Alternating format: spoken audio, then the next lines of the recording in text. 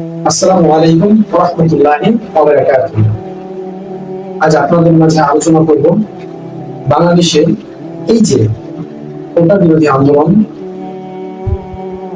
ও দ্বিতীয় আন্দোলন, নিহত ভাইদের সুবিচার বা স্বৈরাচারীর বিরুদ্ধে আন্দোলনে যারা শহীদ হয়েছে তারা কোন মর্যাদার শহীদ, তারা আজও শহীদ কিনা তা নিয়ে আলোচনা করব। আমার সাথে থাকুন।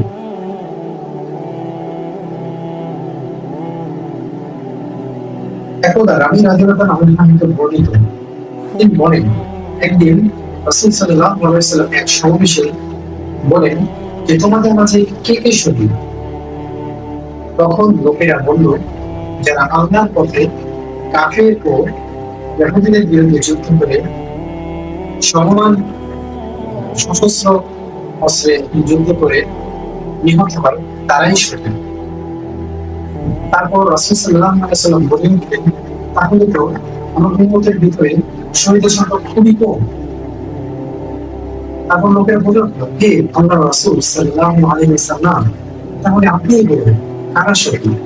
যখন রাসূল সাল্লাল্লাহু আলাইহি ওয়াসাল্লাম বললেন, যারা পেটে পীড়া রোগে মারা যায় তারা শহীদ, যে নারী সন্তান প্রসবের সময় মারা যায় তারা শহীদ, যারা কলেরা রোগে মারা যায় তারা শহীদ, যারা ধ্বংসস্থলে চাপা পড়ে মারা যায় তারা শহীদ, যারা স্বৈরাচারী ভালো আদেশ করতে গিয়ে মারা যায় তারা শহীদ,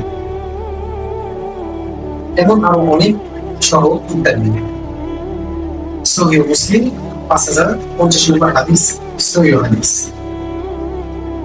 عن جابر رضي الله عنه عن النبي صلى الله عليه وسلم قال سيد الشهادة حمزة بن عبد المطلب ورجل كرامة।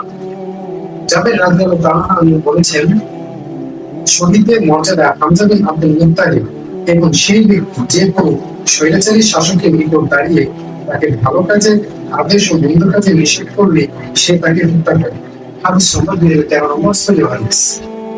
তাবারানী আওতার 4079 নম্বর, হাকিম 4884 নম্বর, সহিহ তারগীব 2308 নম্বর। এর মধ্যে কিছু শর্ত আছে। আজ যদি কোনো ভাই কোটা বিরোধী আন্দোলনে গিয়ে যে তাকে শহীদ বলবে, এই অনুযায়ী সেই লোভে সে তার নাম হবে, সেই লোভে সে শহীদ হয়েছে, তাহলে তার শহীদ কার্যকর হবে না। তাহলে আল্লাহ বলবেন তোমার নাম হয়েছে, তার কোন শহীদ না, তার বিচার হবে, তার বিচার হবে, আল্লাহ তাকে শহীদ দেবে। আর যদি কেউ কোটা মূলত সরকারি চাকরি করবে, হ্যাঁ প্রাইভেট চাকরি ততটা পার্মানেন্ট না বাংলাদেশে, with professional degree and preference, তো যদি সে ঘুষের লোভে গিয়ে শহীদ হয় তাহলেও তার শহীদ কার্যকর হবে না। সে যদি মনে করেন যে না, সরকারি চাকরিটা স্থায়ী চাকরি বা সরকারি চাকরিটা সেই হিসেবে বা একটা অন্যায়, ওটা এইভাবে মুক্তিযোদ্ধাদের প্রথা এভাবে একটা অন্যায়, স্বৈরাচারী নিয়ম, উশৃঙ্খলতা, নিজের একমত প্রকাশ, তো এরকম মনোভাব দিয়ে যদি সে সকলে নিয়ে ভাইদের এবং নিজের জন্য, দেশ জাতির জন্য নিয়ে যদি সে আন্দোলন সেই হিসেবে যায়, তাহলে শিশু এবং নিহত ভাইদের উপর আমার একটি আন্দোলন হয়েছিল বাংলাদেশে, যে নিহত ভাইয়ের রক্তের বিচার চাই। তো সে তারপর অনেক ভাইরা বা বোনেরা শহীদ হয়েছে। তো এতে যারা শহীদ হলো তাদের হিসাবটা যদি তারা ন্যায় চেয়ে যদি শহীদ হয়, তাহলে তার শহীদ। আর যদি মনে করে যে না, তাদের নাম হবে এই জন্য শহীদ আবু সাইদের মতো, তাহলে তার শহীদ নয়। তাদের হিসাব হবে, হ্যাঁ তাদের হিসাব আগে, তাদের শহীদ কাবু করবে। তবে হ্যাঁ, রাসূল সাল্লাল্লাহু আলাইহি ওয়াসাল্লাম প্রকৃত শহীদটা আল্লাহর পথে কি করত, এই ব্যাপারে আমি আগামী দিন ফিলিস্তিনের ব্যাপার নিয়ে আলোচনা করবো। আজ এই পর্যন্ত।